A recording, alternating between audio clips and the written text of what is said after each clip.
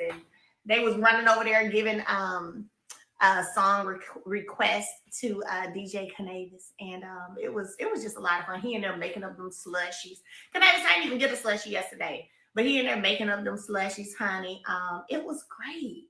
It was really fun. It was really fun. So no complaints at all. So first of all, I want to thank all of you for coming over. I know everybody has so much to do, and everybody's busy, but I appreciate y'all being in the room. I'm gonna start out by saying that it is disheartening that I even have to do this. I'll start there. It is disheartening that I even have to do this. And I have literally spent the last probably like 3-4 months now. Spent the last 3-4 months just really being more silent. Really, I feel like when you're silent, that's when you can hear. And so I spent a lot of time being silent and trying to sit a little bit, pray. A lot of y'all joined me on the Universal Fast, and that was amazing. And just overall clarity, right? Overall clarity. And it's been great, to be honest. Some of my team has been like, "Ooh, we don't know how much longer you're gonna be able to keep being quiet, shoot, I was wondering if you was gonna be able to keep doing it." And I've been doing it. And that was a time. I posted a scripture the other day. There's a time for peace, there's a time for war. And I do feel like there's a time to be silent and there's a time to speak out. And sometimes, as the Scorpio in me, I'll say, I will pull back, which you guys have been able to see a lot by way of this show. When I start feeling a different energy or a questionable energy, I will pull back and just observe. I'm going to pull back and I'm going to watch your moves. I'm going to see what you do, how you move, who you're talking to, how you're talking. And I'm going to just watch.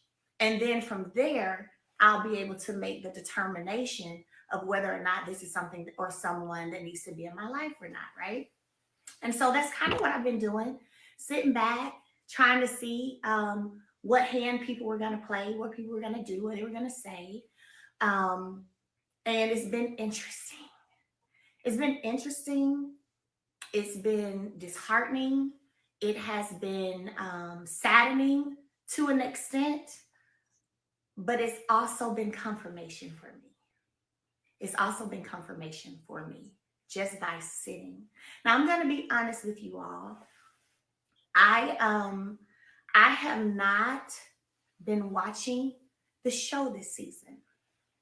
So I may have to rely on some of you all who have been watching to help me through maybe some things I missed or that I don't know that maybe made the cut or not.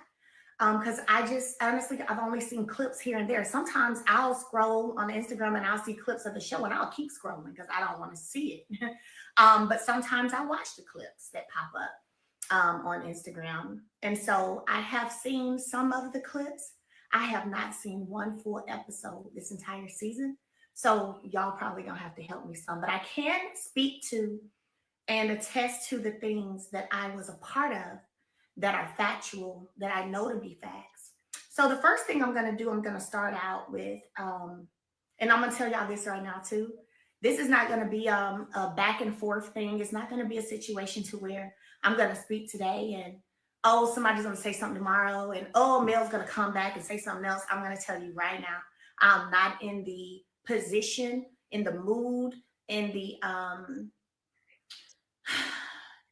realm mentally to do back and forth with people. That's not what I'm going to do.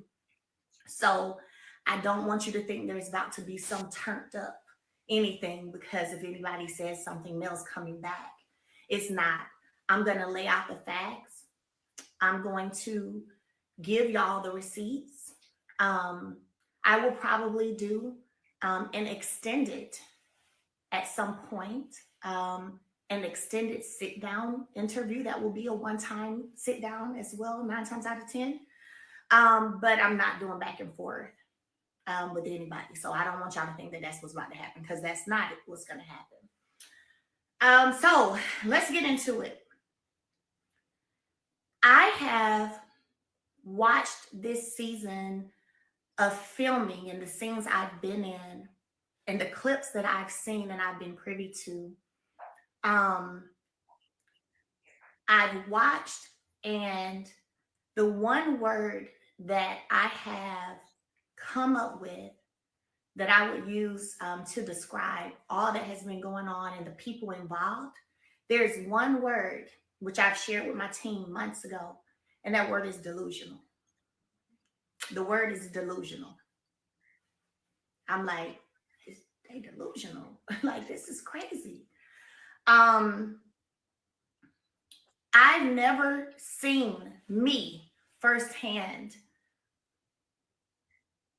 someone who has been a victim of something be attempted to be made out to be the villain, right? Until this show. There are some parts that I will say due diligence was not done. Due diligence includes asking the other party as a production team, asking questions versus just running with what one person says. When you begin to do that and you begin to put out false narratives that you have not confirmed, that have not been proven true, right? Then at that point, you are putting yourself in the position of being liable for libel and defamation. And what I can tell you guys for sure is there have been a lot of narratives out that I wasn't even asked about. Didn't even know were being spewed or being said, and what definitely wasn't asked about.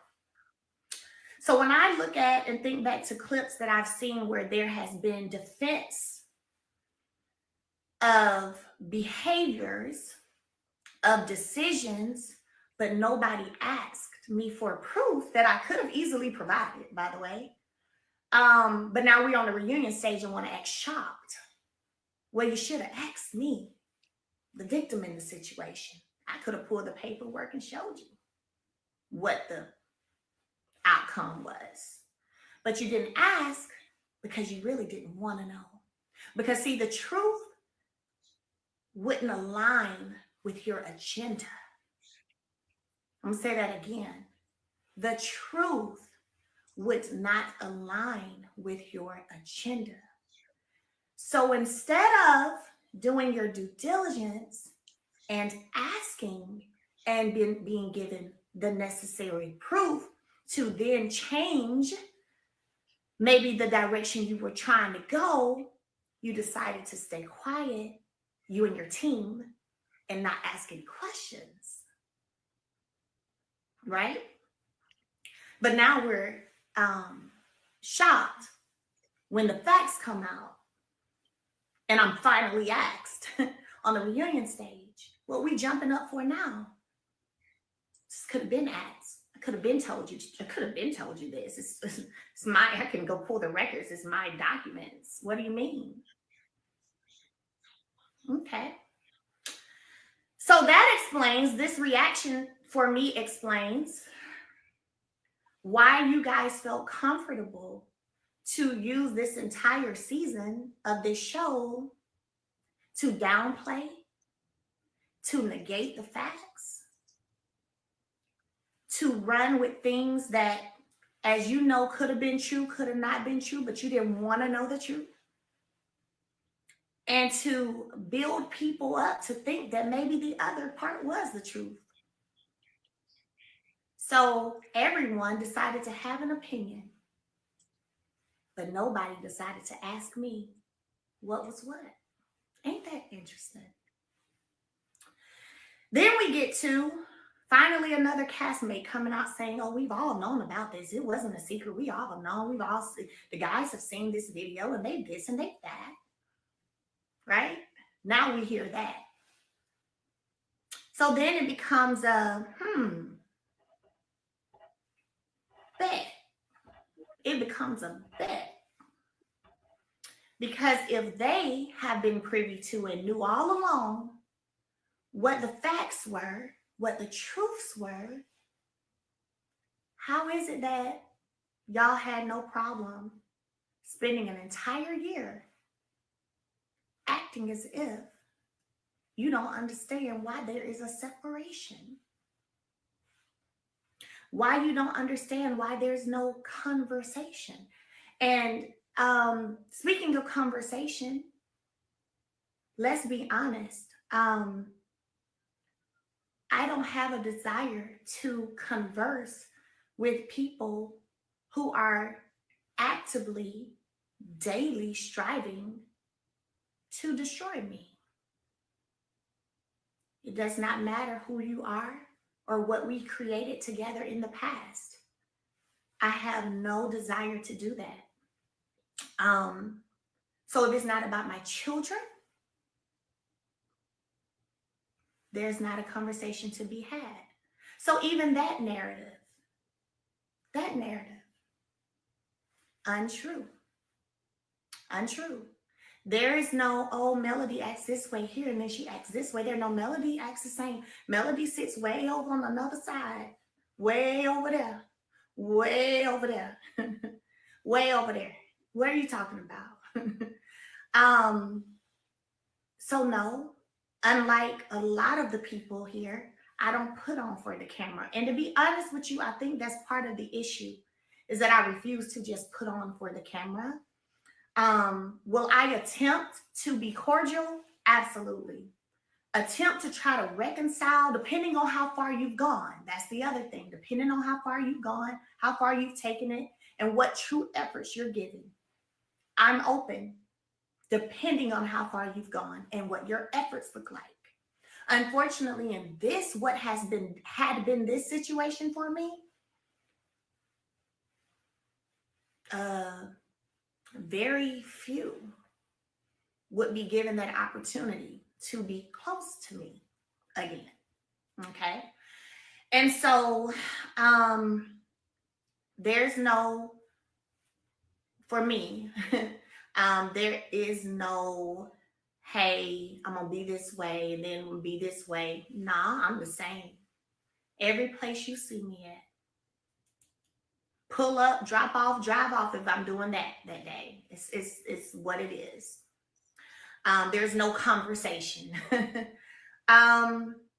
I get it. It fits the narrative, right? That Mel is just difficult and Mel is just fake and Mel's phony and Mel's this whole narrative that has been spewed into the minds of what were once castmates of mine by the producer. I'm gonna say producers. And that seemed to be better than pushing the facts. You guys say there's never any reconciliation when it comes. You guys said there was never really any reconciliation when it came to Love and Marriage Huntsville. Do y'all think that people really wanted there to be, production-wise? Because for me, I'm not on the outside looking in, I'm in. And what I'm going to say is there was no desire for reconciliation amongst the group.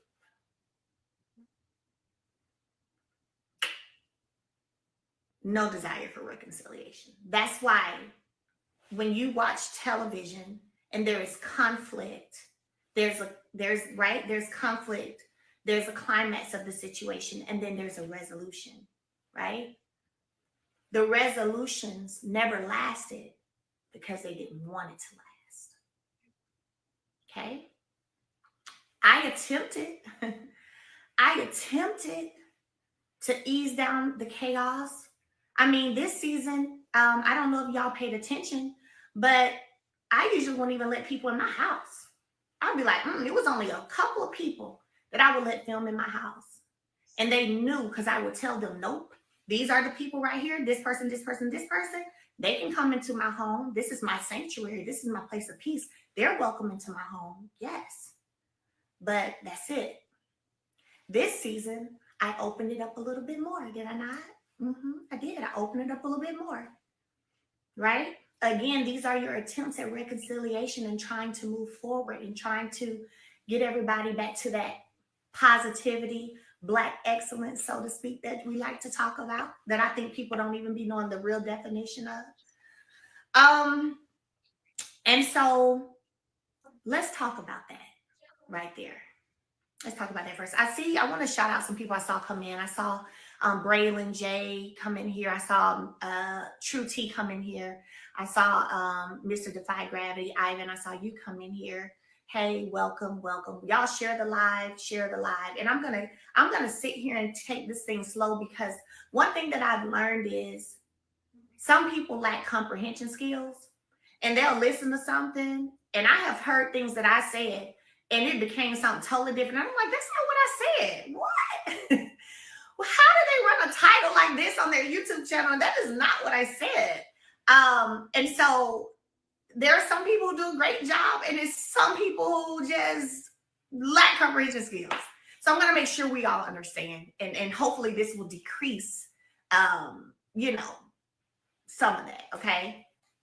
So I had a scene. Let me get this code on this phone. I had a scene, and the first thing I'm going to show you guys is just the start of a number. Right here. A start of a number. Okay? 256755, and I'm not going to say the rest, the last four. The date of this call was July 19th. Y'all see July 19th? July 19th. Okay, y'all see it? 256755 at 1:34 p.m. Let me go over and show you how long the call lasted. Now remember, this is call number 2 on the screenshot from my Verizon phone bill, number 2.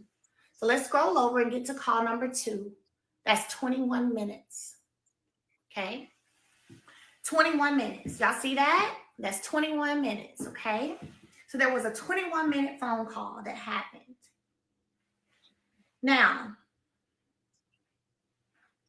let me show you guys this. So remember that, July 19th, 21 minutes.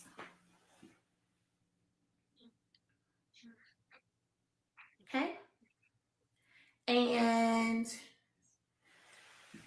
here is July. Can y'all see that? Let me tell you what it says. There's Friday, July 19th, scene 1 melody, 11:30 a.m., 106 Jefferson. Let's look right here. And I'm going to bring it together for y'all. But we got to do it right. There we go. There we go. July 19th. 11:30 a.m., 106 Jefferson, right? So let's go to Google and put in 106 Jefferson. So if that call time was 11:30, and then I made a call at 1:30 something that lasted 21 minutes, let's talk about it. I'm going to Google 106 Jefferson for you so y'all can see the images of what 106 Jefferson is. We're going to see if it looks a little familiar to any of you. Let's see. If it looks familiar. Can y'all tell me what that area location looks like to you guys?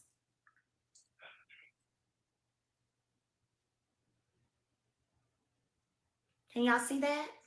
What space does this remind y'all of? Let me click a picture and make it bigger. This is the rooftop bar at 106 Jefferson.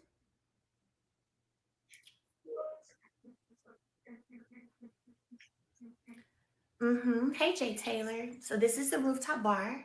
What does that look familiar? I'm looking for y'all. What does that look like? Where does it? If y'all who've been watching, where does that look like? I see some of y'all got it right. Absolutely. So, yeah, y'all got it right. Hey, Miss Deborah, 69 and fine came in here. Yes, Miss Deborah. So a lot of y'all got it right. The one-on-one scene with Kimmy. Yes. So Kimmy and I have this scene. And when I first get there, right, I don't really want to talk about the stuff they want us to talk about. I actually didn't want to talk about it when we worked out here at my house. But let me tell you the task that was given to me. Hey, you heard about such and such? Yes, I've heard about it. Everybody knows about it. Well, none of them want to talk about it. And we ain't going to be able to not talk about it. So we need you to try to get her to talk about it. Because we can't not talk about it. It's everywhere. I'm like, but look now, if she don't want to talk about it, now I'll push a little bit, but I ain't pushing too much because I ain't doing it. But okay, I'll try. Great. So we had that here at the house. And if you notice, I tried to push just a little bit, but when I saw it was a total shutdown on it, it was kind of like not going to go nowhere anywhere else. I'm like, okay, cool. So then we have a one-on-one scene where I just showed you guys. And I really didn't want to talk about it. I'm like, she don't want to talk about it. So I'm sitting here trying to be like, no, I'm not going to talk about it. We're not going to talk about it. You said you don't want to talk about it, and we're not going to talk about it. Right? But then the conversation continues to happen. So what I showed you guys was a phone call that took place that day right after. And I you know, the one who doesn't want resolution and who's like bitter and mad and angry and fake and phony and all this stuff. I called Kimberly and I said, hey, so I just want to let you know, girl, I do not care nothing about this stuff, no lipstick, no none of that. I said, you know, production got me asking y'all this and asking these questions. I do not care. We talked for 21 minutes. I just showed y'all the phone call. Her response to me was, girl, I already know this production. I said, girl, yes. I said, honestly, I ain't even trying to do no drama for real. I wish we could get away from the drama. We have a whole 20-something minute conversation. And I'm like, I don't care about it. I don't care about it. They're making me ask about it, but I really don't care.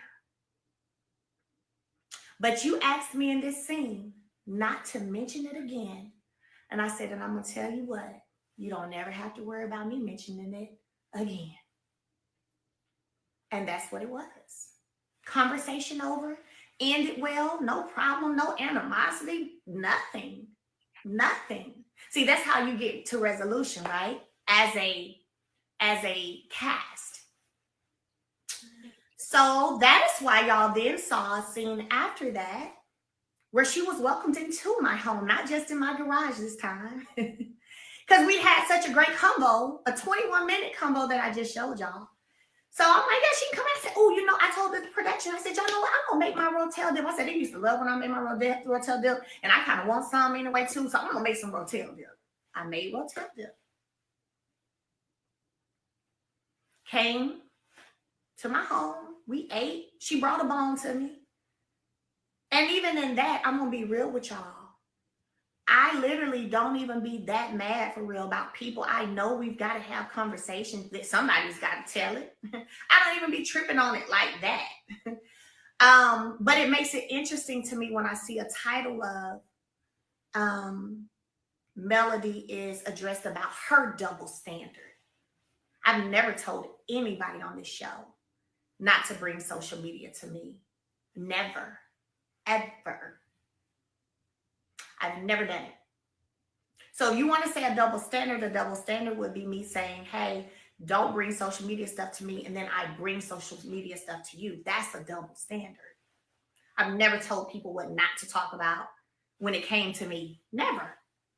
Now, there were some conversations amongst other folks, but I never said what not to talk about when it came, because I always felt like if I'm going to do reality TV, I want it to be real. I want it to be real. I want it to be authentic, because the audience can feel when things are real and when they're not. They can feel it. You can tell, and that's what makes scenes not make sense. Whenever one minute people are about to fight, and then the next week they're all sitting up in a crowd together, bunched up like a bunch of peanuts in a bag. That's when it becomes to the point where we're no longer doing reality TV. And now you are trying to maybe just be actors and actresses. And I when I want to do that, I go learn a real script for a movie. I don't come to reality TV to do that. So I'm a little different when it comes to that. And again, I think that's some of the issue, but that's fine. So comes in, we eat, have a conversation. Actually, when the cameras go down, we actually stay longer. Now, I have cameras up there in the room because we sat in my sunroom. So y'all know the little area where you can, I've shown y'all before, you kind of look outside and see my backyard. You see the trees and all that. Well, that's my sunroom area, and I have chairs there. And we kind of sat in there and talked for a while. Just me and Kimmy. Camera's gone. We just chilling, eating, and talking. No problems. None. That's why after that, you then see us at the bachelorette party. No problems. See you at the vow renewal. Got no beef or problems. Matter of fact, at the vow renewal, at the reception part, when I sat at the table, because I had a name tag on my table, Tisha, Marcel, Kimmy, Maurice, they all came and sat at the table. We were all talking. We were talking about the kids and almost being teenagers and all this stuff, having just good, positive conversation. There was no drama being had, just talking and chatting it up. Then, of course, I left when I felt like a boundary was crossed that I had already shared with production that wouldn't be okay with me. So then I gracefully left. I didn't make a scene. I'm not finna go off and blow up. None of that. I gracefully, like the lady I am, got up, went over to Miss Nell and them. A part y'all didn't see is when I told her I was about to go, she called her photographer that they had paid to take pictures. Hey, Melody's about to leave. Come over here and take some pictures with us. I took some pictures with them. We took pictures. And I left. No big deal for me at all. And so at that point, no, and that's another thing. No, there was no violation of a protective order. That's another thing I noticed too. A lot of people think they know every single in and out of what has taken place when they pull documents. And some of the stuff y'all be saying that was active at the time, or this was this at the time, y'all had it all wrong. But that's another conversation for another day. So anyway, another conversation for another day. And so it was literally me having that boundary in place myself. Me, just know that. Me. Okay. So I left. No biggie. Nothing about it. Okay. Nothing about it. And I dipped out. I dipped out because when I ran up there to tell them bye, and Miss Nell motioned for the photographer to come take the pictures, Destiny tried to run up there too and was all up in my face. And I was like, okay. And I got out of there, dipped on out, right? So that was that. But there was no order in place at that time. It was my boundary that I set for myself.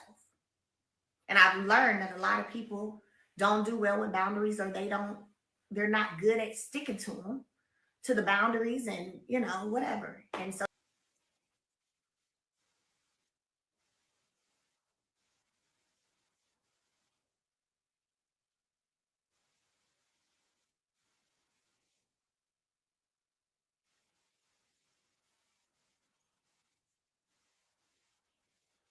conversation about it. I've already met with Maurice. We hashed it out, apologized to each other. And I told him in that scene, I said, well, Maurice, I don't know if it aired. Y'all can tell me because I don't know. But I told him in that scene, I said, well, listen, Kimmy already mentioned she would like for me not to talk about it again. I said, and I'm going to tell you like I told her. I said, you ain't got to worry about me talking about it no more. That's it. And I never brought it up since. And if you think about it, the only people that I had the conversation or asked questions with was when the cameras was up filming. Nobody else I talked to on an everyday basis was I discussing some lips and red lipstick. because I didn't really care. Okay. But I guess maybe production understands that they have more of one family on this show and they can stick together and choose not to talk about nothing. So then they got to see who can they get to ask the questions. And that's fine. Right. So Maurice and I, cool, calm, collected, makeup, apologies, we good. And he even understood. I said, maybe because you're around me when there's a person in the room that I don't fool with. So maybe that's why you don't get the nice melody, because the energy's already messed up. And he said, you know what, Mel? Don't know if they aired that or not, but in the real scene, he said, you right. I feel you.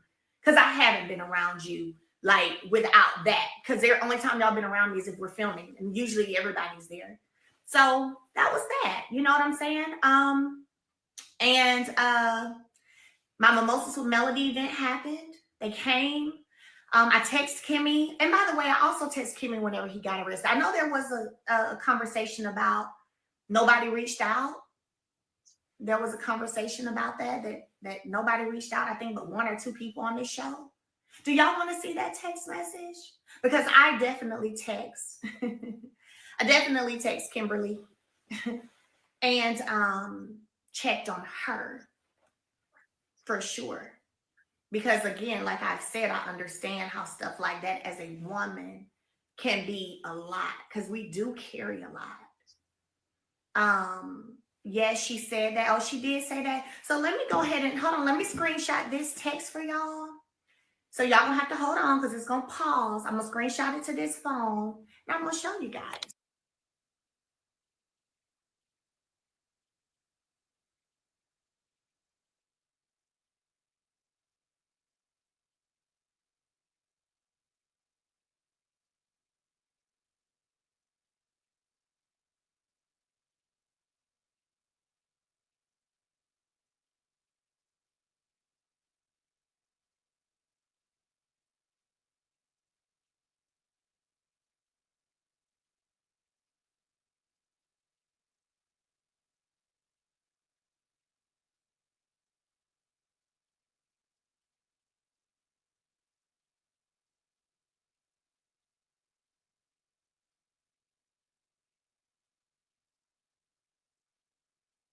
Back. We back?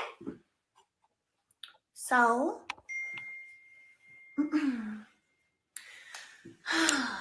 let's see. So let me show you guys this, because I think that I saw that in a clip and I remember thinking, dang, this is what we doing now? Like we just making stuff up? It's like, God, sheesh.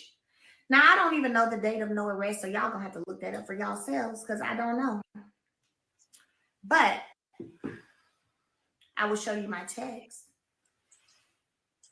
June 10th. Can y'all see that? Right there, June 10th. And I'll read it to you. Okay, June 10th. At 5:47 p.m. That's what that is. Hey, Kimmy, this is Mel checking on you, as I'm sure it's been a lot. So just checking on you, sending prayers. She wrote me back at 10 p.m. Hey, chick, I'm good. Appreciate you checking. Have a great week. August 3rd, I called her to invite her to Mimosas with Melody. She said, sorry, I missed your call. I'll be there. I said, hey, okay. I figured you might have been busy. It's for men and women. So I was inviting Maurice too. Let me know so I can have y'all a spot. She said, no problem. I'll tell him. Again, this is all after the whole conversations about any lipstick. That stuff is resolved. It's done, over, through, complete. And then August 13th, I text her, said, hi, Kimmy and Reese. Thank you both for coming out on Saturday. Hope you enjoyed yourselves. That's right here, August 13th. They came to my Mimosas with Melody event. I also sent her this video. She was with one of my millimeters, and my photographer, I think Freddie O, captured this. And I could just tell in this video that there was a moment those two had. I didn't know what it was, but I could tell there was some kind of moment. So I sent it to her, like they were hugging, and it was something. I just knew it was something. And anyway, she ended up telling me that the lady was a survivor of cancer. And so yeah, they did have a moment, and I'll send it to her.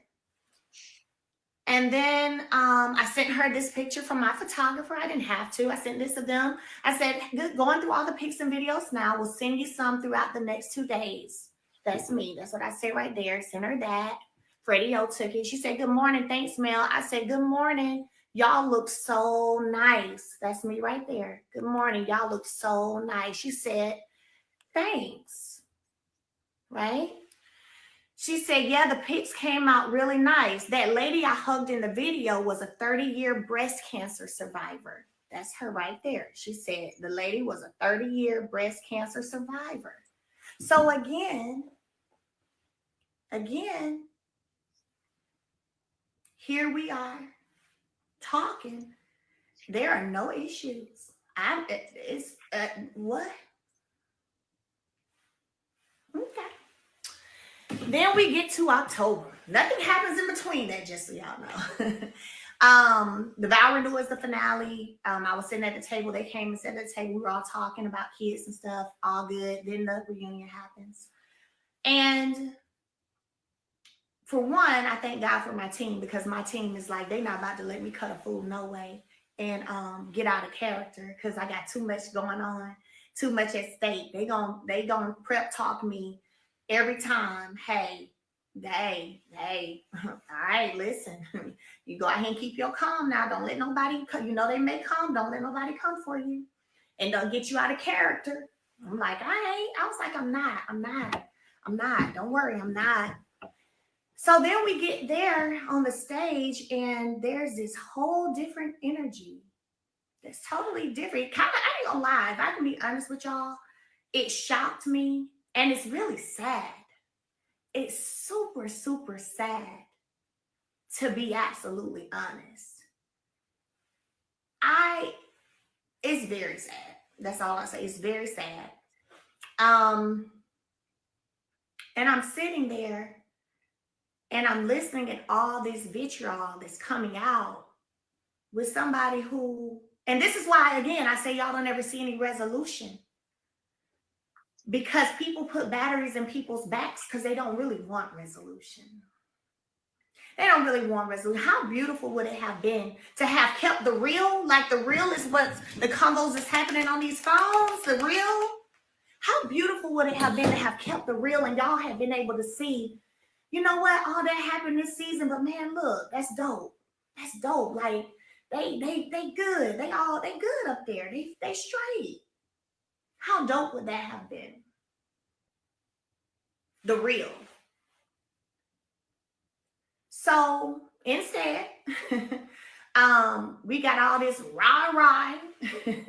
And I'm not fixing to really be rah-rah. I'm gonna tell y'all right now, I'm not gonna be rah-rah with folks. I'm not doing it.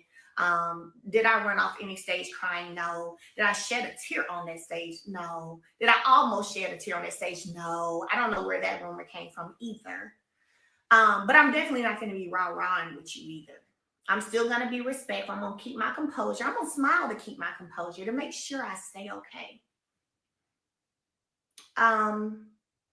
But to see how it went from that resolution to wanting moments, that is crazy to me.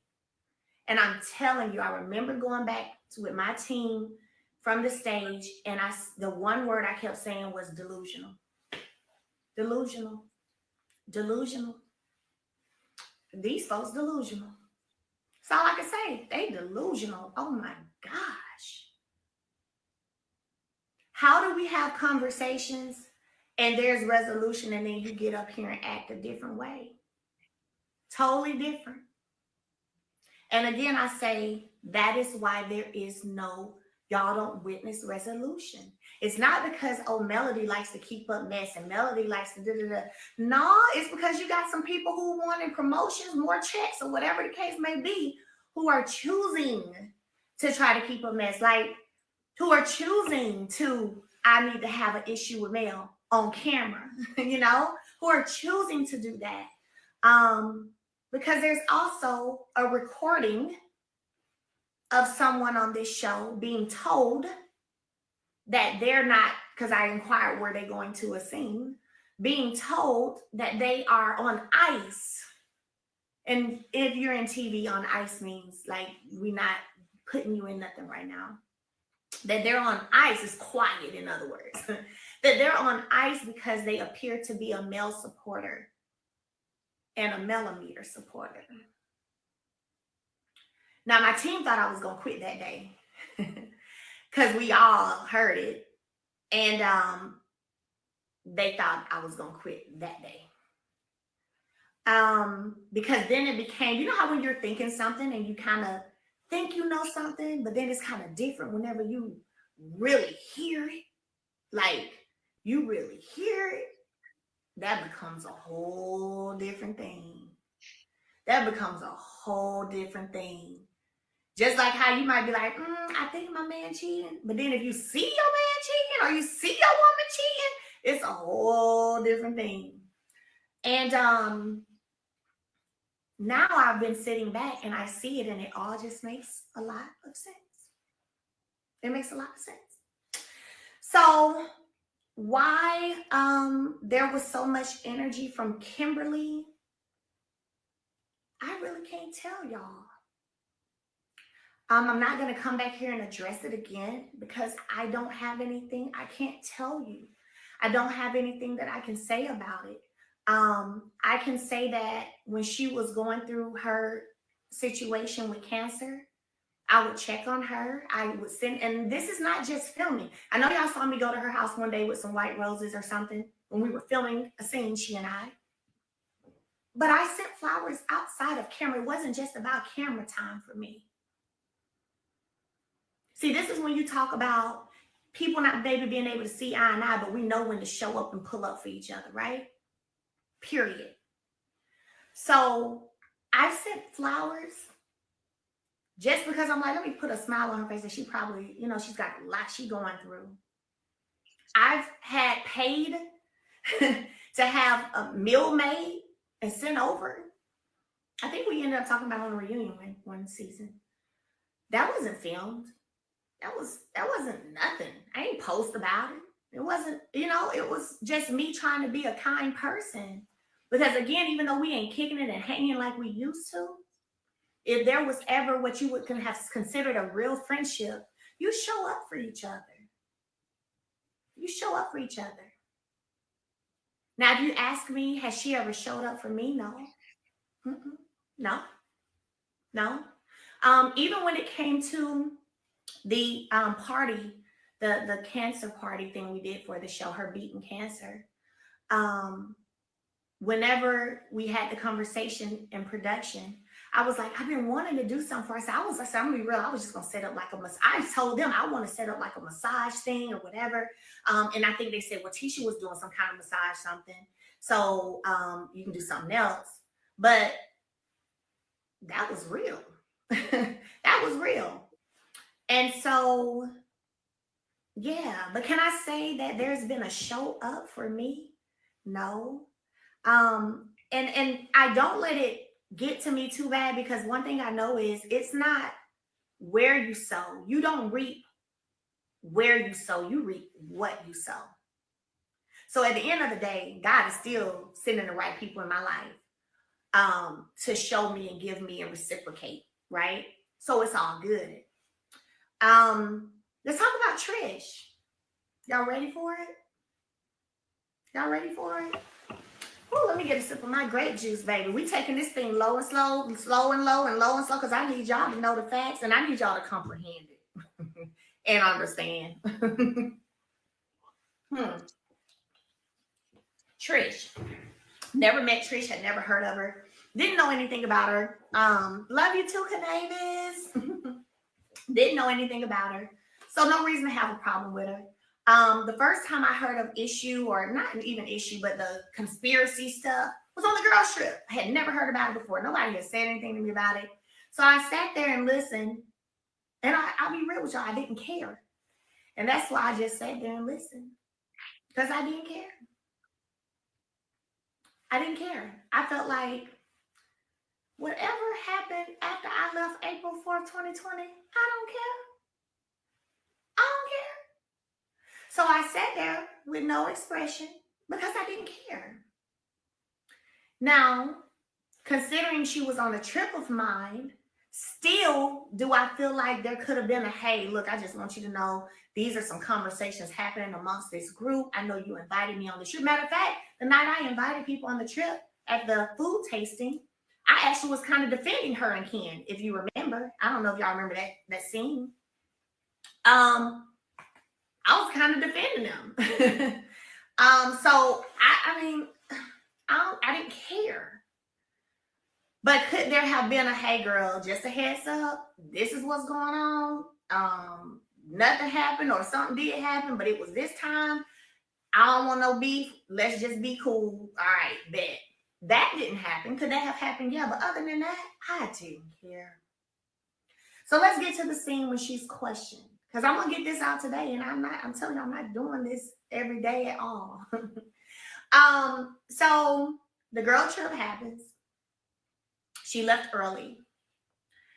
Well, let me ask y'all this because I don't know if it aired or not. Did y'all see a scene where Trish and I met up after the girls trip at a bakery shop? Did y'all see that? Drop it in the chat. Let me pull my receipt while y'all drop it in the chat. Did y'all see the scene at all where me and Trish met up at a bakery shop after the girls trip, like right after the girls trip when we got back to Alabama? Yeah, I haven't grilled that girl. If I can be real with y'all, at Nell's party, the person who asked the most questions was Kimmy and them. I asked a couple, but I didn't know her. And I didn't even know the whole scandal part of it, so I didn't know. So they did air me and Trish at the bakery shop? Oh, okay, good. Well, I got to show y'all the receipts. So at that scene, don't know what all they showed. But when she tried to even bring up my ex, then I said, girl, hopefully they showed you. I was like, girl, I did not care. Look, we ain't got to talk about that. She asked me some advice of going from corporate and being an entrepreneur and wanting to open this gym and balancing that all and being a mommy with busy kids, doing this, that, and the other. It was a whole conversation. And I gave her some advice. And when she tried to get into the X of it all, I was like, girl, we ain't got it. Girl, we do not have to talk about that. Girl, no. I don't know if y'all are talking about the scene I'm talking about. Not the one where I questioned her about my house and what it looked like. Not that one. Ooh, this might be good. Because I see somebody just said something that made me think about that one. I'm not talking about that one. Have you guys seen two scenes with Trish and I by ourselves? Two at a bakery shop. Canavy said gave her the blueprint. They just showed the one about me asking about my house. So see, y'all didn't get the bakery scene. Oh, let's go to it. See, now we get somewhere. So y'all didn't see that one. You see the scandal of it all, the painting of the picture of it all. Let me pull up the receipt. I think I already texted this one to this phone. So y'all didn't see that one. Only one. No, there was one before that one, guys, right after the trip. Let's go right here. So this one was, y'all know the girls' trip was in March. This was April the 5th. Friday, April 5th, Melody, call time 4:30. The location is the Moon Bake Shop. Let's pull it up and y'all can tell me if y'all saw it. The Moon Bake Shop. So y'all didn't see that one? Dang. Wow, they wanted it to be a problem with me and that girl so bad, didn't they? Dang. Maybe because I didn't give a care in the scene. And I was like, girl, Girl, I do not care about that. Maybe they ain't like that. So the Moon Bake Shop, here's what it looks like. The Moon Bake Shop. I had never been there before, actually. I had seen it downtown, but I hadn't been there. I was like, oh, pretty cool. Here it is.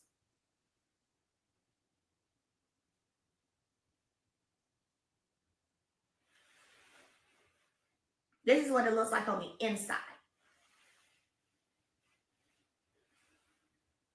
See that? Did y'all see that? That's what it looks like on the inside.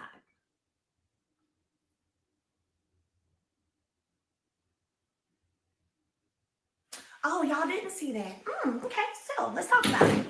So the date was April 5th. Y'all know we're on the girl trip in March. So right after the girl trip, like I said, I had a mimosas with Melody in Atlanta. I want to say it was March 30th or 31st. I did mimosas with Melody. Then next week I had this scene. This scene, I was cool, good. She tried to bring up the situation with my ex. I said, girl, I don't care nothing about that. You ain't got to explain nothing to me. The past is past. I don't care. That's my ex. I do not care. Okay. Gave her some advice. She asked me about balancing and being a mom and all that. Like I just told y'all, did all that. Gave her some advice. And hey, Esty Noir, I see you. And so anyway, did that. Scene was fine. And then I had another scene after that where it was look, we can't seem to get the truth out of this girl. Because again, let's be clear. I'm one of the strongest characters on the show. Actually, I'll say I'm the strongest character on the show and have been for a long time. So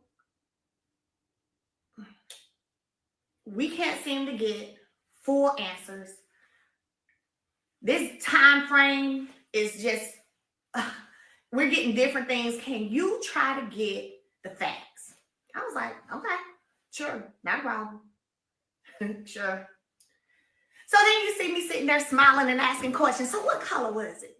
So at nighttime, so it didn't mean a deer. You almost hit a deer. Oh, deer come out at night, girl. It must have been nighttime.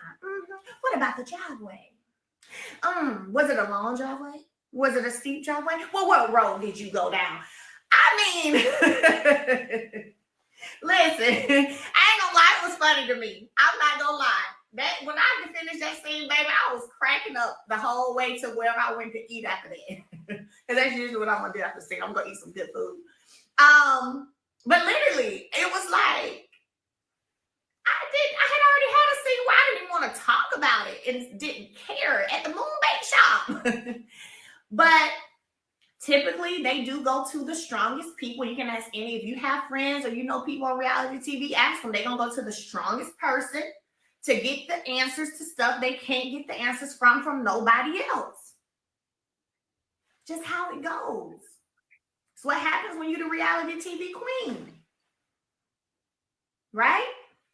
So, all right, let me go ahead and have some little fun with this girl. I'm going to ask these questions. So, girl, what color was the house? Which house was that? Oh, that was the lighter house, the dark house. Did you go up by the hospital? No, not really. Okay. Well, how was the driveway? Okay. And I'm smiling like, oh, because I'm giving y'all what y'all want. Y'all want some facts. You want to know what the time frame span. What? Let me help y'all out since y'all need my help. Never pressed about what or who happened after I left. Never. That's why you saw the no phase when it came to the girls trip at the table and it came out. You saw, well, they didn't show you me at the Moon Bakery.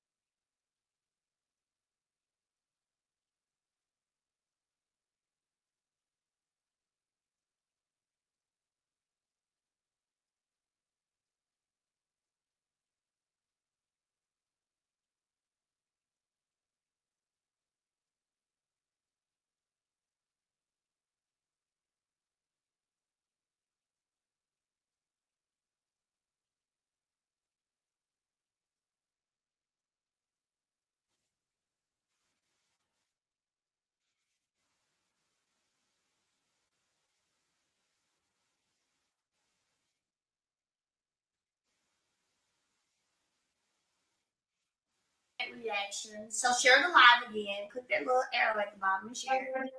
I think after an hour, Instagram though, it just closes the live out. But the Moon Bakery shop was a nonchalant, not care. Yeah, I'll give you some advice on, how you can make this work and happen when it comes to going from corporate America to being an entrepreneur. You want to try this entrepreneur thing. I gave some advice, but they didn't air that one.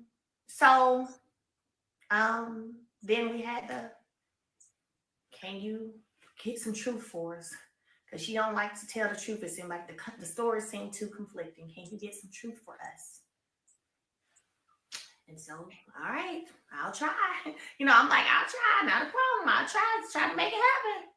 That's part of being a team player of a reality TV show, y'all. So I would never, ever let anybody try to paint me out to be difficult to work with. I pull up and show up when I need to pull up and show up.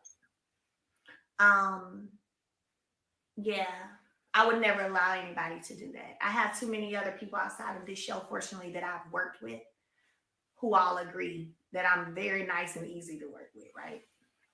So whatever. So that was the whole Trish thing. Now, whenever the situation and conversation happened with Kimmy and I here in my home when we were eating Rotel, I told her then that at first I don't know her to have a problem with her. I don't know her. But then as Kimmy began to tell me how she seemed to have a problem with me and all this extra stuff and what she said about me, I don't know what all aired. And I was like, oh, bet. Shoot. I just made up my mind. I don't like her. I didn't, but okay, bet then. I don't like her either then, So then that happened. But remember, I went to the barbecue. And what's interesting to me, again, they decided to title one of the reunion episodes Melody's Double Standards. Again, I've never told them not to talk about nothing about social media pertaining to me. So how is it a double standard that I'm asking social media topic questions? It's not a double standard. So somebody needs to work on whoever is writing, they need to work on that. So at the bachelorette party, it became I was messy when I said, y'all act like y'all still love each other. I think y'all might still love each other, and how that was so messy. Well, let's rewind, and y'all tell me if y'all saw this or not or played it, because remember I told you I ain't watched no episodes this season in full, so I don't know. I may go, I ain't even gonna lie. I ain't gonna go back and watch this shit. I ain't even gonna tell y'all no story. But y'all tell me if this aired or not. Y'all can tell me if this aired or not. At the barbecue, I went in to go to the little area to fix me a plate. Then Trish ends up in there, and Marquez is in there. Well, Marquez walks in, and there's this whole weird exchange between them, and I'm just looking. I'm like, ooh, triggers. It seems like a trigger right now. Oh, and I'm eating. Y'all know I love to eat. So, just eating and doing my thing. You know what I'm saying? Well, in that room where the food was, Trish says to me, out the blue. So it becomes interesting when people say that me saying that was so messy, because this happened before I ever said, seemed like y'all still love each other. Trish out the blue says to me, I know your ex, baby. I know your ex's baby mama. And she said the girl's name. And I looked and I was like, okay. Yeah, and I can't remember if she said that Ken is from Ohio, or I don't think she said I'm from Ohio. Either Ken's from Ohio. Did they show that when she said that to me? Yeah, one thing I'm gonna do is eat. Out the blue, she says this to me, and I was like, I don't know if she was supposed to be putting me on the spot or if she's supposed to be whatever. I don't know. And I was like, okay, all right. So later, you got a big problem with me because I said it seemed like y'all still love each other. Now, that's a double standard to me. When you feel like you can kind of throw some stuff out there and be shady, but you don't want nobody to be in the game and play with you. So I don't remember who. I don't think Unless, because I think Trish went to high school here. So unless Trish moved here from Ohio at some point, again, I don't know these people, right? So unless he moved here at some point, or she moved here at some point, or Ken, I don't know. She says to me, out the blue, on the camera, in that room where the food is, that she knows, is friends, knows something. She said, I think she said knows your ex's baby mama. And she said the girl name. Maybe that's why they didn't air it, because she said the girl name. And I was like, okay. And she either said she was from there or Ken is from there. I was like, okay. So we all got mutual friends. And I said, okay. No big deal. So what, right? I was like, okay. But then you got all this smoke because I said it seemed like y'all still love each other. But now I'm just so messy and I'm so, and that is why y'all at the Bachelorette. My thing is like, well, if I'm messy, everybody up in here is messy. Everybody being is messy. Like, what? You want to bring up a mistress from my prior marriage talking about you know her out the blue and y'all from the same spot, or your boyfriend from the same spot, whatever it was. But I'm messy, girl. Everybody messy then. Everybody messy. So that is how that happened. Y'all didn't hear that? Oh. Like I said, maybe because she said the girl's name, because she definitely said her name. And so maybe that's why they didn't air it. But anyway, yeah. So for me, when it comes to Trish, I feel like she has also, unfortunately, become, it's funny, I just saw somebody say puppet. One of the puppets, flying monkeys for the puppeteer. Okay? Because there's no reason for us to have anything going on. And I didn't make it one. I didn't try not to make it one. At the table on the girls' trip, I just sat there like, okay. Met with you after that, gave you some advice, told you, girl, you ain't got to explain nothing to me. You ain't got to bring him up. You good? I don't even, no. You know what I'm saying? So try not to make it a thing. But I guess production wanted it to be a thing. And you fell for the okie doke, baby girl. Like so many do. So there's the Trish thing, y'all. Since then, let me see, the vow renewal. I don't even think she and I talked at all at the vow renewal. And then at the reunion, neither, honestly. So I haven't talked to her, seen her since, and I probably never will talk to her, see her again. So that's amazing. So that's that situation. that is that situation. So God bless her. And then and of course y'all know I don't know Ken at all. I've only been in a couple of scenes probably with them. And honestly, she didn't want to come to my Mimosas with Melody, man. She didn't have to come. I just production knows I'm particular about people I allow to come in my home. They know that. They know I'm particular about who I allow to come to my events. So if I say yes, this person is invited, this person, that's because I don't have a problem with you. For me, I don't. Like, I'm pretty good. I may not look at you fully all the way, but for the most part, you can come to this, you know? So I said, yeah, Ken and Trish, yeah, of course they can come. Again, I'm not seeing or knowing all of these different conversations that are happening. So I didn't think that was an issue. So they came to Mimosas with Mel. And even that, there was no drama or beef there either. So anyway, no drama or beef with her at the reunion either. Anyway, not with me anyway. So there's that. Now, let's get into the last thing that I'm going to get into.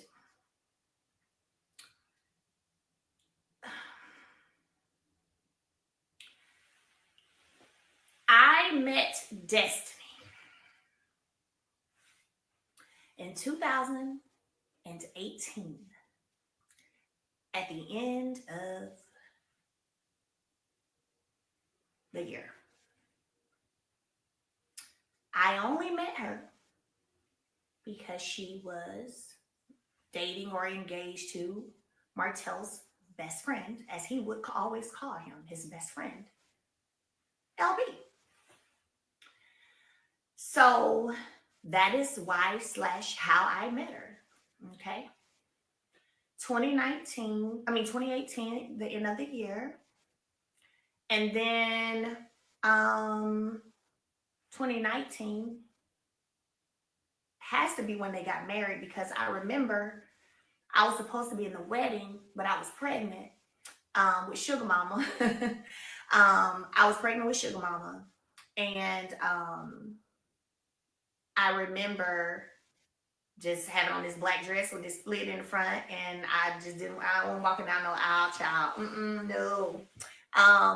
But 2019, up until that wedding,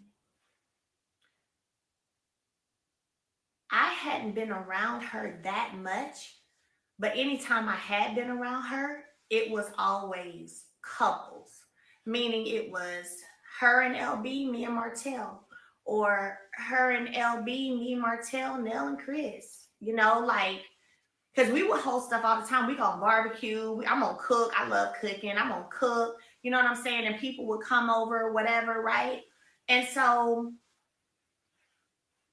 I never hung out with her privately or without a couple situation where we're all there. And again, she's engaged, getting married to Martell's best friend. Like, oh, cool, bad. Oh man, yay. He need to be on the show. But she didn't even live in Huntsville. She was still living in Nashville.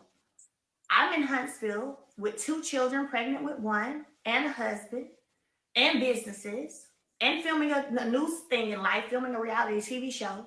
I never went up there to hang out with her. She never came down here just to hang out with me. No.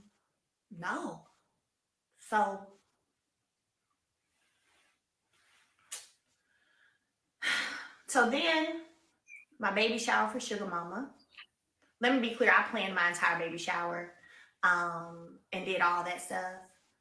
But I made her the host of the baby shower for airtime, for screen time, because it was being filmed, right? So, yeah, I literally didn't even have to do that, because there was nothing they had to buy. There was nothing they had to, I booked the horse and carriage.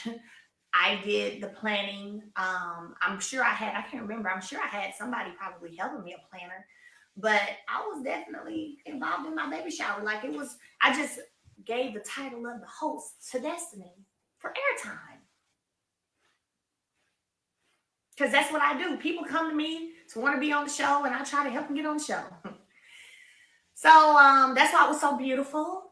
So beautiful. If you go back to Sugar Mama's baby shower, it was so beautiful. All the pretty pink, and it was beautiful. I think y'all will be able to tell that. Yeah, it was beautiful. That's all I'll say.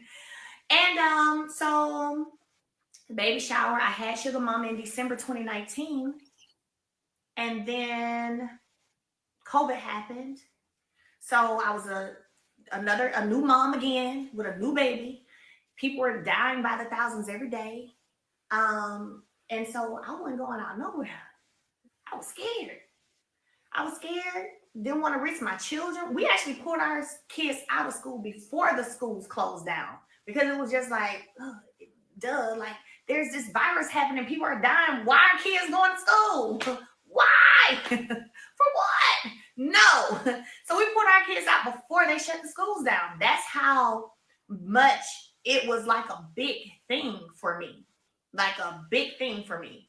So I wasn't hanging out with nobody, because I was in the house with my new baby, trying to make sure my baby lives.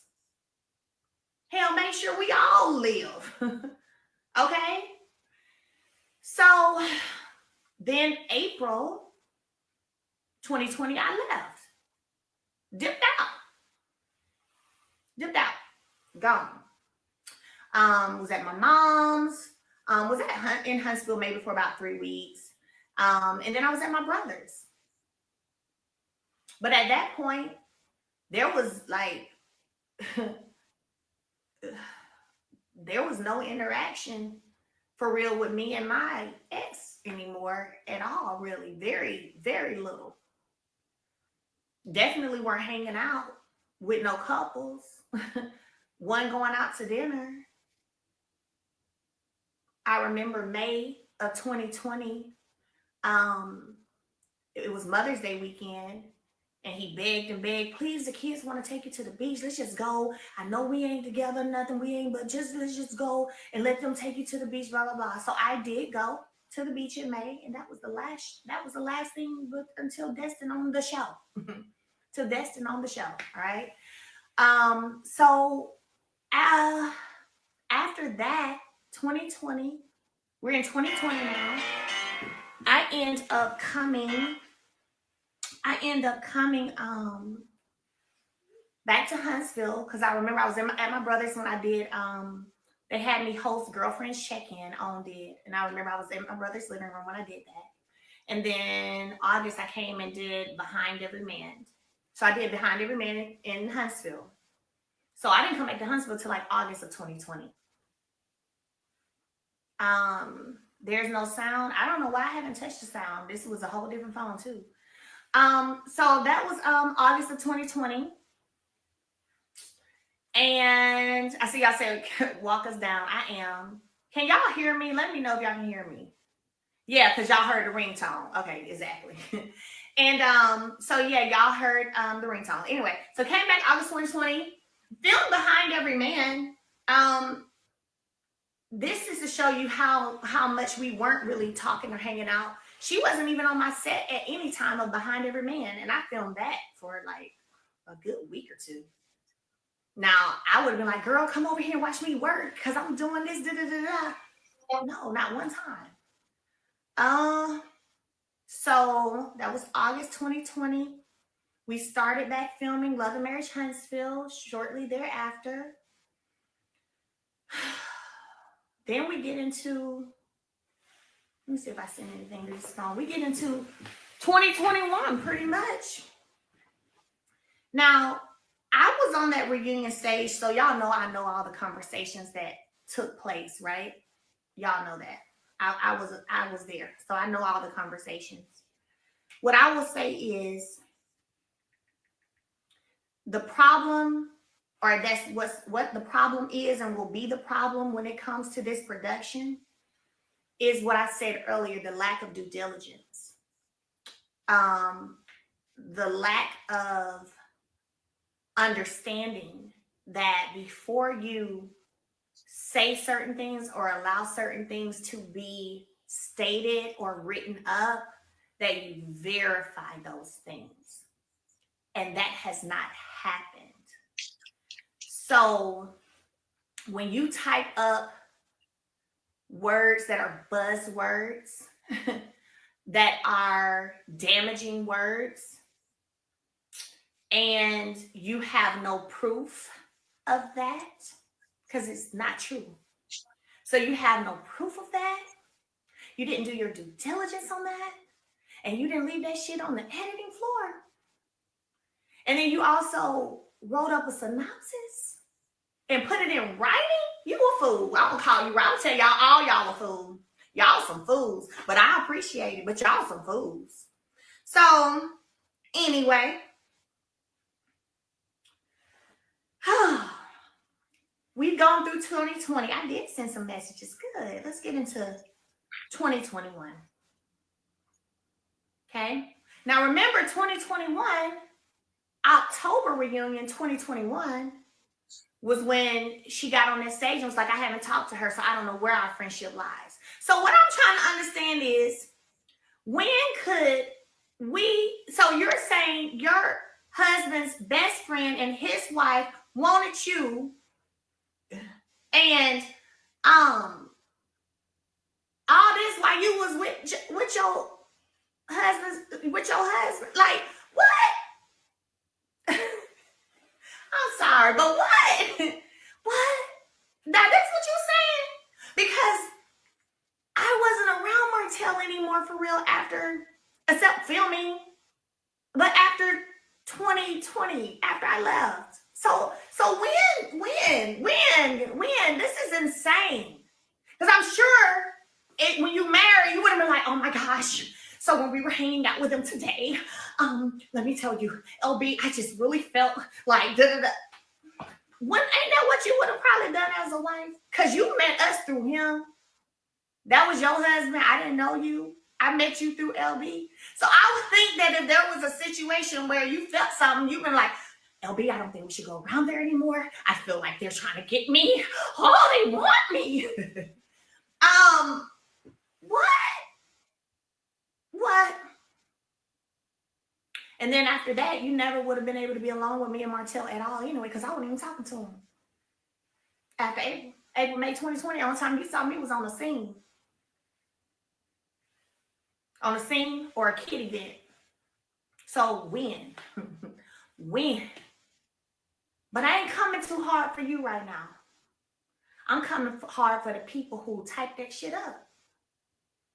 And all the people, every one of you who laid eyes on that and approved for that to be put in a title as a synopsis of an episode. That's what I'm here for. That right there. That right there. Like I told y'all before, we can talk about the puppets all day, but we're going to go for the puppeteer. Period. Because you had every opportunity. The way you cut me and Trish scene at the Moon Bakery was the same way you could have cut that mess out. Because you don't have no proof. Now you fail to do your due diligence. And you got this written up. And you think I'm going to let my legacy be tarnished like that? Over some bullshit? Nah. Not going to flow. Not going to flow. So, the reunion was in October. Okay. Of 2021. When the girl says she can't get in touch with me, I don't know what our friendship like because da-da-da. Now, I just want to know. I'm going to read some text real fast for y'all. Just so y'all know, this is her name. I need y'all to see that right there. Destiny. That's what's up there at the top. Can y'all see it? Destiny. Destiny.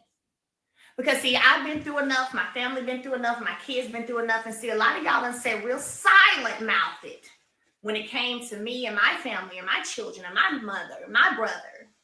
Y'all been real silent-mouthed. Okay? Been real silent. Ain't had nothing to say about no opinion, no straightening out of anything. But when it comes to other folks, you want to speak up. Okay. Thank you.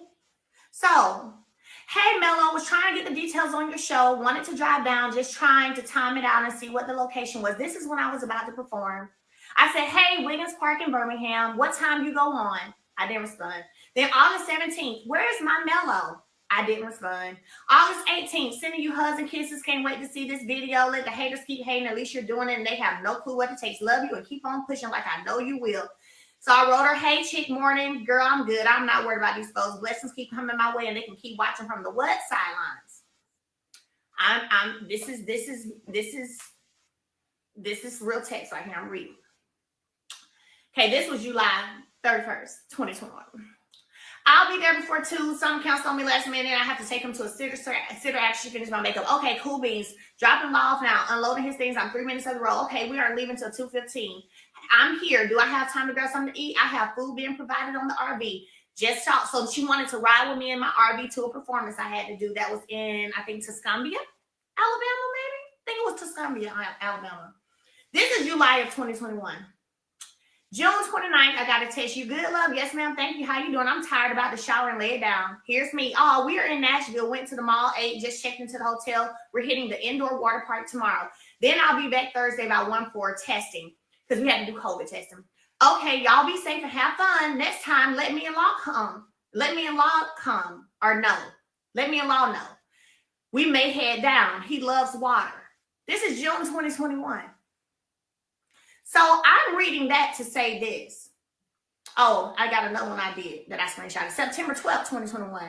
We need some girl time, Missy. September 17th, 2021. I guess I have to stalk your ass to see you because I ain't responded. It's 5 days went by and I didn't respond. September 17th, 2021. I wrote her back finally, said, hey, I was so busy. And then now I'm on this girls trip. Def can link when I get back. She said, okay, boo, I just miss you. I said, I had the kids last week and everyone was sick. Then also trying to get the house together. It was just a lot going on, girl. She said, I understand. I had a few rough days, blah, blah, blah, blah, blah. She said, I went to ATL. Blah. Now, again, I'm sharing that to say, do that sound in any shape, form, or fashion of like anybody who has been a victim of grooming?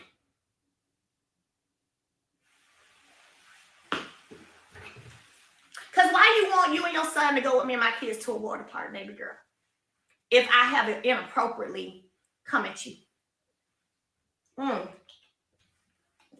Or as you want to say, groomed. What? I have watched your child for you while you got massages because your sitter canceled. And I'm like, girl, enjoy your time. Enjoy your time. I'll drive around the neighborhood and just go in circles if I need to so you can get your massage. Like, don't cancel. Get your me time. Don't cancel. Okay? Or the few times you have been to my house, because we weren't hanging out every day. I'm sorry, I'm going to be real with y'all. Call it what you want to call it. I'm just not one who's going to hang out with nobody every day. I just can't do it. I don't like to do it. My brother told me, when I was at his house the other day, he told me I'm a loner. He said, you a loner is what you are. I said, you think so? He said, mm-hmm. And he said, but I'm a loner a lot of times too. But yes, girl, you a loner. I said, well, you think it's because I grew up as the only child, so I don't need a lot of people or something? Because I just, I'm good. I be good. I like to have my fun, and then I like to be by myself. He was like, girl, you a loner. So I'm not going to hang out with nobody a whole bunch. Just not. I got stuff I'm doing. I'm busy. I got kids. I got goals. And that takes work to reach those goals. So, but there's been times when I've had events here and my friends are here, including my best friend, Brittany, and y'all are outside having fun. And I'm trying to give you a break because you going through your stuff. And I'll sit in here and watch Law for you while you go out there and have fun. Go laugh, go talk. But now you want to say somebody was grooming you? And while that's disappointing, it's not surprising. Because I told y'all in the beginning, the one word I had being on that stage was delusional. It was delusional. It was delusional. My biggest problem, though, is that the production team decided to not chop it on the editing floor and to put it in the synopsis of the title of an episode.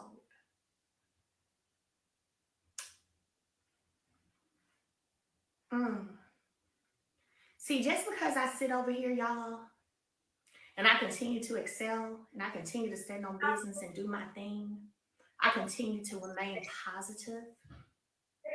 Don't think that there aren't things going on that I'm not privy to or understanding as to why it's going on, because I see it all. First of all, I'm a dreamer. So you're not going to get too much past me because I've taken some time now to elevate even more in my gift. You're not going to get too much past me. Okay? So, and I've had the gift of dreams since I was a kid. It ain't new. It's just even more, it's elevated, it's amplified, is what I'll say. So,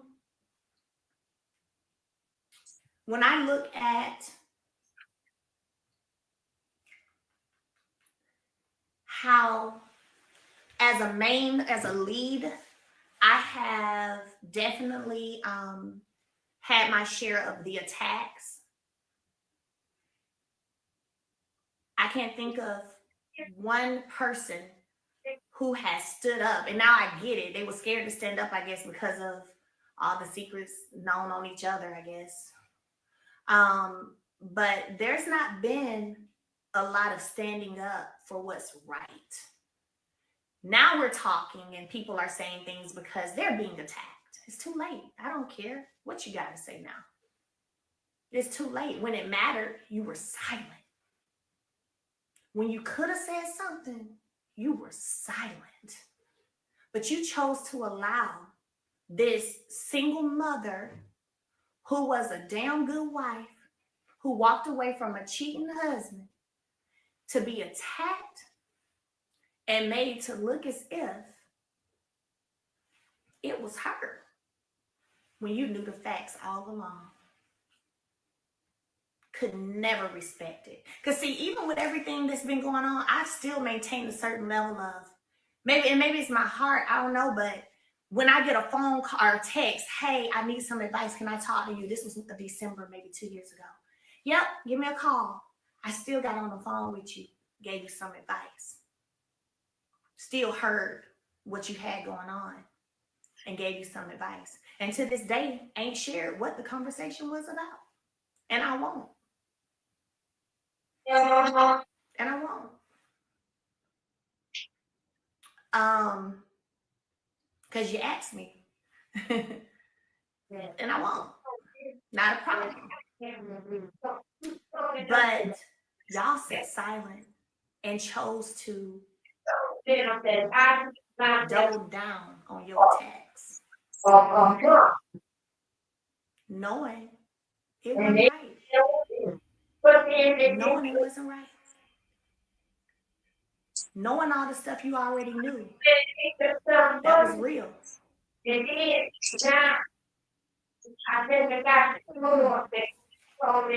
So there's a thing called workplace retaliation. And it's a legal terminology. And it's legal terminology. And when you're asked something and you do not move in the way that your superior wants you to move, and then they begin to retaliate because of that. I'm going to ask y'all this question. Do y'all feel like I've been attacked this season more than any other? Do y'all? I want to look at the comments. Do you guys, again, I've always had my fair share of being attacked. That's fine. You know, I've been taking it with taking it. It's all good. But I want to talk about this season. Do y'all feel like this season I've been attacked more than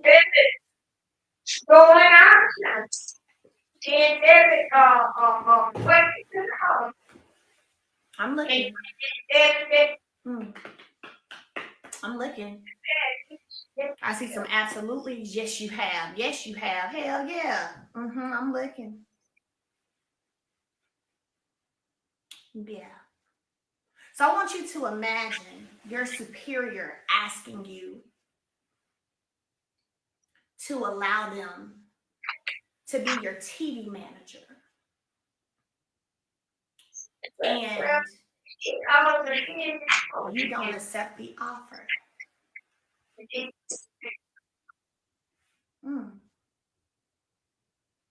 And you don't accept the offer.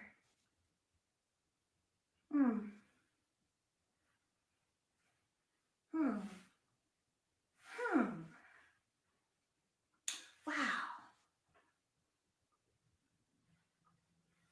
You don't accept the offer because you feel you don't have the proof, but it's a feeling that there's a misalignment. So you don't accept the offer. And then all hell breaks loose on you in your workplace. And you have proof of this, by the way. You have proof of it. It was a whole Zoom. Yeah. So interesting, ain't it? And I can't say too much more because I can't show too much in my hand. But that's enough. So last piece I'm going to address.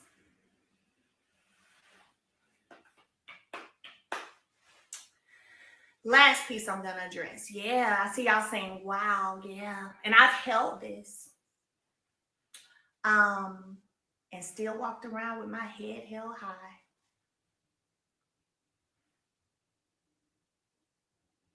No, not a TV manager as opposed to starring on the show, another role.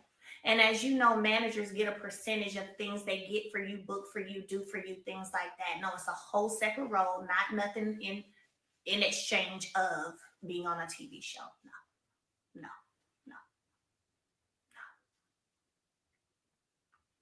no. So, yeah, it is crazy, isn't it? And I was hoping to be able to close a door silently. I saw Queen Sheba in here. I know she likes to say that silently, quietly.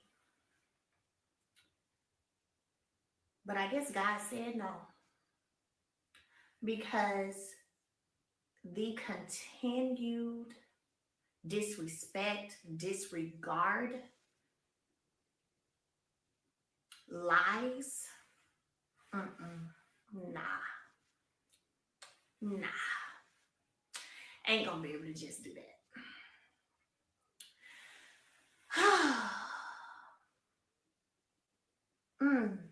So I have been blessed to have some amazing supporters that I refuse to turn on.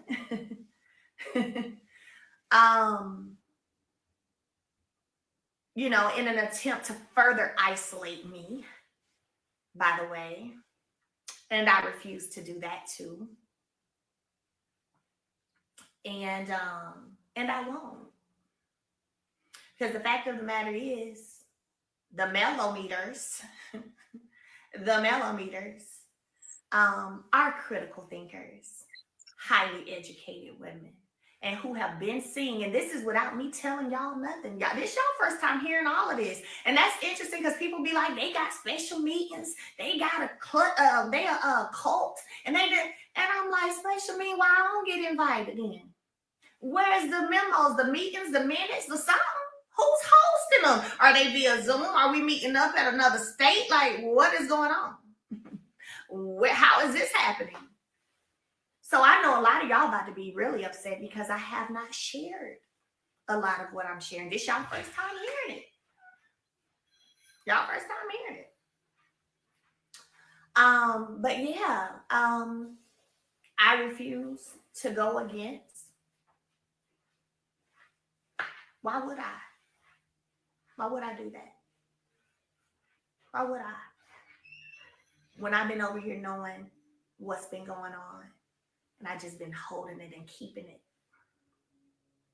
But they've been riding for me because they're intuitive, because they have common sense, and they've been seeing the writing on the wall without me telling them. I just sit back and be like, there go them critical thinkers. Yep. I ain't said it yet. I will when I get ready, but they dead on the money. Yep. So we have a whole season about an internet group, and it's discussed a whole half of a season, and then as soon as we discuss other people's stuff on the internet, it's a problem. Interesting. But I have double standards.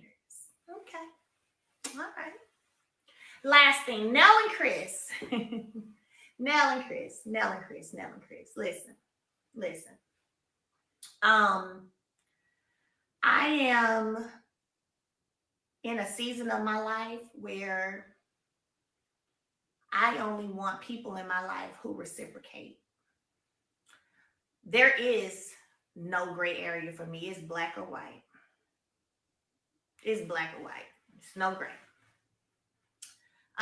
People wanted to know, well, why she asking Chris this if she don't care? Because that's supposed to be my friend. That's why. They ain't got nothing to do about caring. It's about, let me check some heart posture and some morals around the people I got around me, because I don't know. I need to ask a few questions because this might be. So it wasn't because I cared.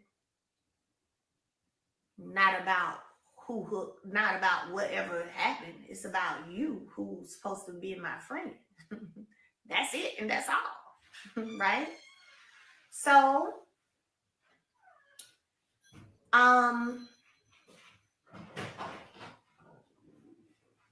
after that conversation that Chris and I had, right? I know because I saw the clip, there was a confessional about whether or not she was going to come to the vow renewal, about whether or not how I answered this. That's messed up. No, that's real. That's real. I either fool with you or I don't. I fool with you, I don't, or I don't. If I feel like you ain't on the up and up, I'm not going to fool with you. So yeah, I did what. Like, when did normal become abnormal? I don't know. It's backwards. When did normal become abnormal? Like, of course, and not because it mattered. Because the same way in that moon bank shop that y'all didn't see when I said, "Girl, that was after I love." I don't care. You ain't gotta explain that to me. It's the same way I felt, except you were supposed to be my friend, so I need to see what kind of time you on. Yes, absolutely. Okay. Then I went with a gift in hand, didn't I? Now, what got me was on that reunion stage, I have allowed episodes to go by where it seemed as if, almost as if I'm the reason people are grieving. Miss Nell is grieving with her mom passing, and God bless and rest her soul. That has something to do with me.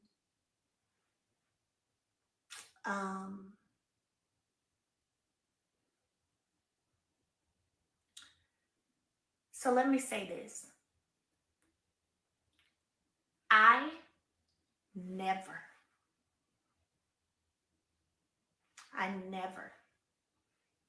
was on the phone calling Miss Nell to run to me, ever. The times that I was around Nell and Chris was when all four of us were together. Nell, Chris, me and my ex, and sometimes Destiny and LeBeard. Like, if we're barbecuing, we may barbecue, like I said, we would barbecue, may cook. We would all hang out as couples. The one time that I called Nell screaming and crying was when my $17,000 was taken out my account. Yep.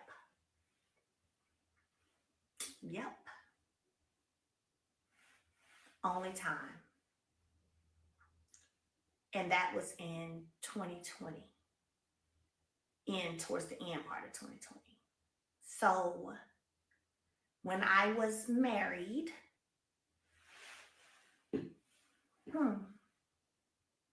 when? There was never, now if you maybe felt something, because I can't, that's the thing. You may have felt that way. I don't know. So I'm not going to take away other people's feelings. People have the right to their own feelings. But what I can say is, I know for a fact that I never was on a phone calling and begging you to come be with me because I'm hurt. I'm going through this in my marriage. We would literally, y'all, we would have barbecues and stuff, and we end up playing cards, and then we may get into some conversations. All of us, we may get into some conversations, but y'all,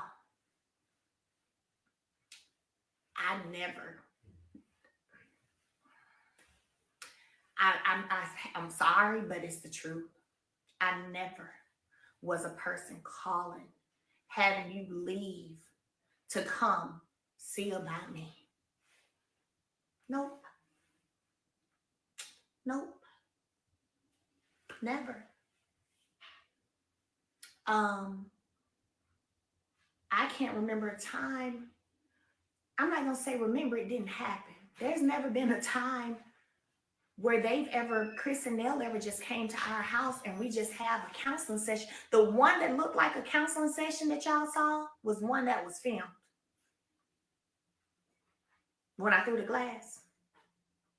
Any other time, y'all, that we were together, we eating, cutting up, laughing, playing cards, and we, like I said, like probably couples do. Sometimes you may go start talking about some stuff, and then usually I'm listening to them talk about get on to him. So I ain't even got that much to say. I'm listening. So, I mean, it's just literally like, when did that happen? When was that? I'll never forget. Oh, I can't go to it on this phone. It was probably in 2021. We went and ate at Connor's, and we hadn't eaten in a while because remember, I left 2020.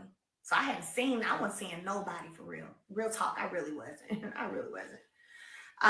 And I remember she and I went to Connor's because Chris had to help her in because she had hurt herself. And she was like, I said, I gotta go. No matter what, I gotta come see you. I ain't seen my friend. And we sat there and talked. We eating good. And then we, catching up. And then we start talking. I remember she was saying how hurt she was when she heard some truths about some things that they had heard partial stories on. And I had showed her the receipt. I said, wait, say what? I said, that's not true. And I showed her the receipts, and she was like, what? Yeah. And but other than that, I can't even think of another time that me and her was just alone. Just me and her. We've never gone to get our nails done together. We've never gone to get a manicure, pedicure together. We've never just gone and hung out, ever.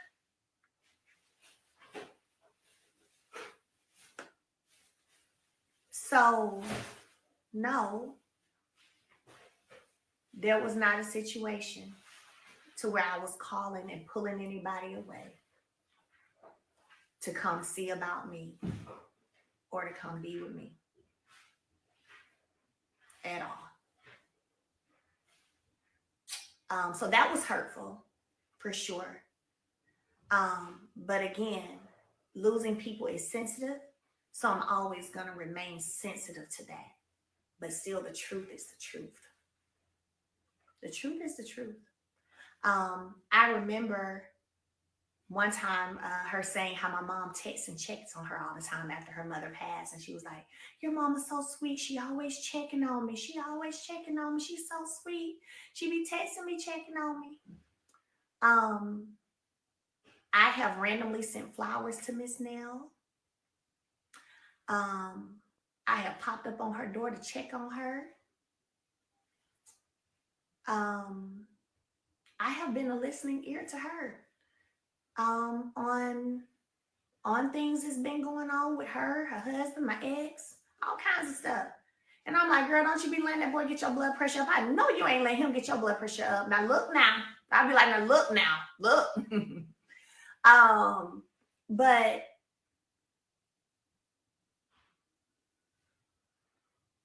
I can't say that I have been given that same thing. My aunt passed 2 years ago, November, 2 years ago. She was like my second mama. Nobody checks on me. No, they don't check on me. They don't care. They don't care. They just want to sing. They just want to sing. Matter of fact, I told production, I said, hey, real life. I said, my mom's baby sister just passed. And I said, this is tough for us. This is real tough. I said, this is my favorite aunt. She's like my second mom. I said, I think my mom needs to go to therapy. I think we need to show that, how you deal with grief. I said, and this is real. They didn't want to do that. They didn't want to do that. Hey, my brother and his husband said they don't mind being on the show a little bit more, and they'll fly over or whatever, and stay a week at a time if they need to film. They don't want to do that. Nope. But my brother was able to be over here when everybody was boycotting and not going to show up for the new season last year because whatever legal stuff they had going on, money or whatever. So I needed to fill in. I sent all kinds of amazing business people that could take this show to positivity. I'm talking about good people. They on their grind. Then I'm telling those people, hey, I just sent your info to production. Let me know, keep me posted. They're gonna hit y'all up, probably do an interview with you via Zoom. Then next thing I know, I'm getting messages like, hey Mel, I ain't heard from anybody. Everything good? They never reached out. They never reached out. But I brought some boss names. Matter of fact, one of them you guys met when I did my property preservation course, the training that they filmed. He had like I think 700 closings. I introduced them to Kimmy and all that. Real estate Diddy out here killing it. They ain't want that. I sent about 5 other people, couples, people. They ain't want that. And then we started filming, and Nell weren't filming either. Got the text messages. Who do y'all think went over there and sat with them for 2 hours? Sat with them for 2 hours.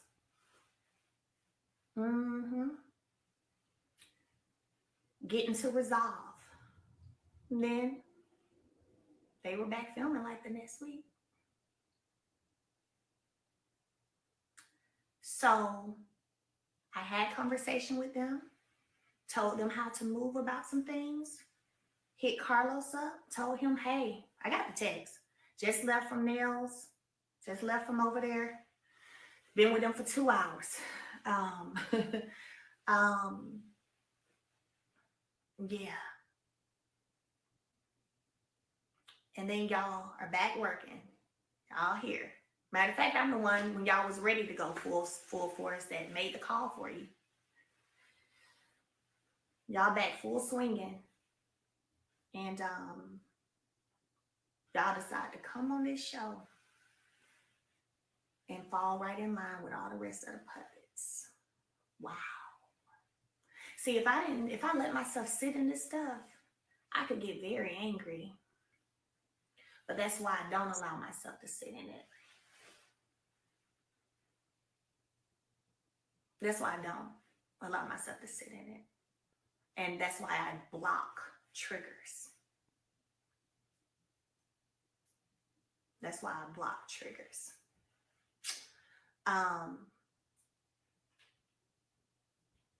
But yeah, so instead of coming on here and being a real ally, standing on what's right, nope.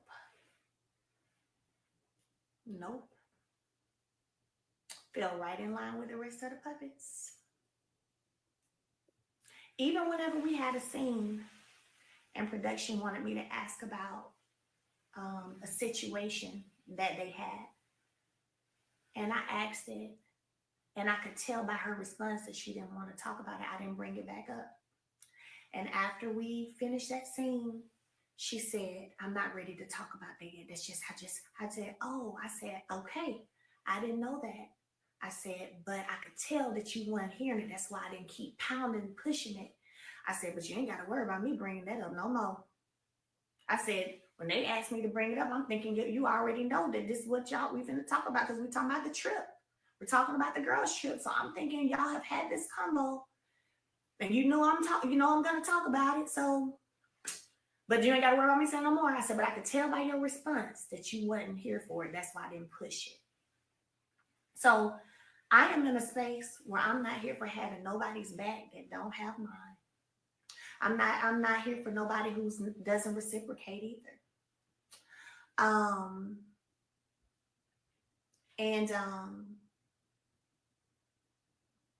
Yeah.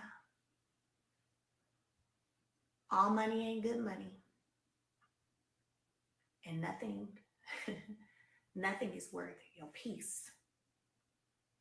Nothing at all. And yeah, so those are my truths on every single one of those situations.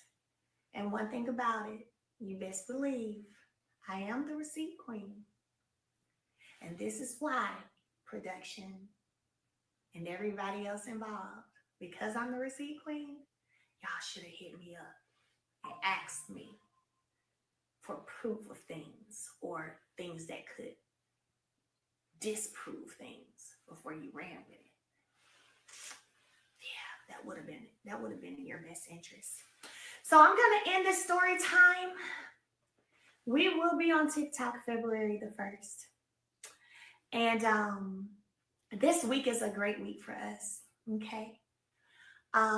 This week is a great week for us. There's more in store. Y'all keep your notifications on. Stay tuned all week long. And we're going to have a celebration and a good time in LA on February 1st on our TikTok Live. I love y'all. God bless y'all. Whew, and let's have a great week. All right. Bye, y'all.